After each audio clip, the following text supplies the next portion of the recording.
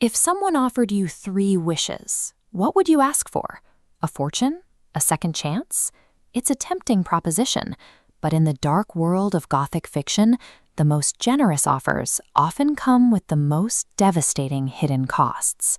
The English author W. W. Jacobs explored this exact scenario. His most famous story pits the desperation of human desire against the cold, inescapable machinery of fate.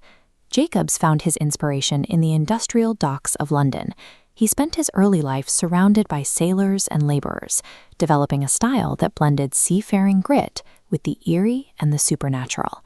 In this narrative, he introduces a seemingly simple artifact, a dried-up animal part, that functions as a psychological trigger for an unsuspecting family. We're about to see what happens when the White family attempts to pull on the threads of their own destiny, and the exact moment their cozy lives begin to unravel. The story opens with a sharp contrast in atmosphere. Inside, the White family shares a warm domestic evening by the fire. Outside, the night is dark, cold, and stormy. This piece is interrupted by Sergeant Major Morris. He is a man physically and mentally altered by 21 years of military service in India. Morris reveals the monkey's paw, explaining that a holy man, a fakir, put a spell on it. This fakir wanted to prove that fate rules Gubbel's lives, and that those who tried to change it would only find sorrow. Morris stares at the paw with visible dread. His face whitens as he recounts his experience, and in a moment of panic, he lunges to throw the object into the fireplace to be rid of it once and for all. Jacobs uses Morris's terror as a signal to the reader, a technique known as foreshadowing. By showing us the soldier's frantic need to destroy the paw, he ensures we feel the coming danger, even while the characters remain oblivious. Because of this setup, the audience is primed for a tragedy, even as the Whites treat the talisman as a harmless curiosity. Mr. White ignores the warnings. He retrieves the paw from the grate and wishes for £200, just enough to pay off the mortgage on his home. The reaction is visceral. He drops the paw with a cry, swearing it twisted in his hand like a snake, right as a sudden jarring chord crashes from the family piano. The next morning is deceptively bright.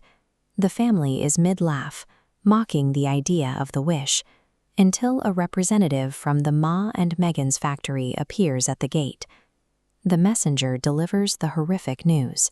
Their son, Herbert, was caught in the factory machinery and killed instantly. The firm denies any legal liability, but as a gesture of sympathy for the son's service, they offer the parents a specific sum of money. The fakir's spell worked with terrifying precision. The wish for £200 was granted, but the cost was the very life they were trying to improve. The horror is the contradiction between expectation and reality. This is situational irony. They asked for wealth to secure their home, but received it as a death benefit for their child. They expected a magical windfall, but the mechanism was a mundane industrial accident. Fate didn't need a supernatural event to fulfill the request. It used the cold, mechanical reality of factory equipment to deliver the punishment. This result reinforces the story's central warning. Destiny cannot be manipulated without inviting costs that are both unpredictable and unbearable. After the funeral, the couple returns to a house defined by a suffocating, unbearable silence. One night, Mrs. White breaks. Driven by manic hope, she demands her husband use the second wish to bring their son back from the grave. Jacobs pits two core human emotions against one another. Mrs. White is fueled by blinding grief, willing to risk anything to see her child again. But Mr. White is paralyzed by rational fear. He knows that the thing waiting on the other side of that wish will be a mangled, walking corpse, not the son they lost. The true terror is now internal. The artifact has succeeded in turning a grieving mother and a terrified father into adversaries. Mr. White eventually makes the dreaded wish. Immediately, the house begins to echo with small, sharp sounds, a matchbox dropping with a plop, a rat on the stairs, and then a single knock at the door. Jacobs relies on the power of sound.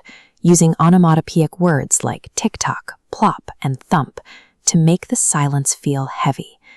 These words mimic the noises they describe, building suspense without the need of a visual monster. The knocking grows persistent. Mrs. White scrambles to drag a chair to the door to reach the bolt, while Mr. White frantically searches the dark floor for the monkey's paw. Just as his wife throws the door open, he finds the talisman and makes his final wish. The knocking stops instantly, leaving only a cold wind blowing into an empty, silent street. The story ends not with a physical entity, but with a devastating void, a final proof that the natural order of fate cannot be cheated. We're left to consider a final question. Was the true source of the horror the magic of the paw, or the human refusal to accept the boundaries of fate?